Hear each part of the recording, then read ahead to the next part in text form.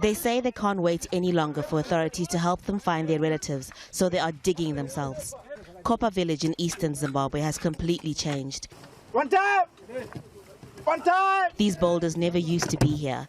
The shops, schools and government offices are gone. After Cyclone Idai swept through the community, it's now an eerie gravesite. My nephew, he was working at the clinic, was now living where you see these stones. There are over 100 structures there. This is the Madomeni area. And it's him, his wife and 4 children. Among the 4 children, they are twins. And then they were all taken away. But people are saying under these stones is where the people are. Community leaders say people climbed trees in a desperate attempt to stay alive. But huge rolling boulders crashed into them, throwing them down into the fast-moving water below. It's frustrating. A lot of people are missing. They could be under the stones. Yesterday, a child's body was found in the mud. There are people buried here. Cyclone Idai is the worst storm to hit Zimbabwe since Cyclone Eileen nearly 20 years ago. The impact was devastating.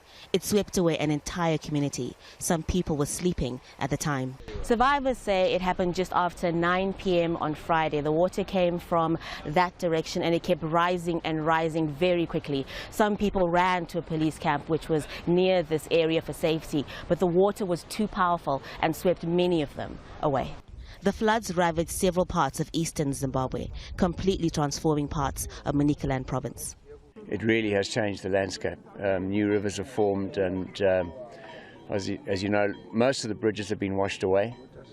Or certainly the entrances, the approaches to the bridges have been washed away. This makes bringing in humanitarian aid more challenging. In Kopa, this is how people now get across to what used to be a business center. The precarious makeshift bridge is meant to be temporary until a more permanent structure is built. As long as this place is difficult to reach by road, people here say they have to improvise. There is an official death toll for the province, but community leaders fear once the missing are accounted for, that number could be much higher. Those who haven't found their relatives say they won't stop looking for them. Survivors believe those who weren't swept away during the floods are buried somewhere under these boulders and mud. Haru Matasa, Al Jazeera, Chipinge, Zimbabwe.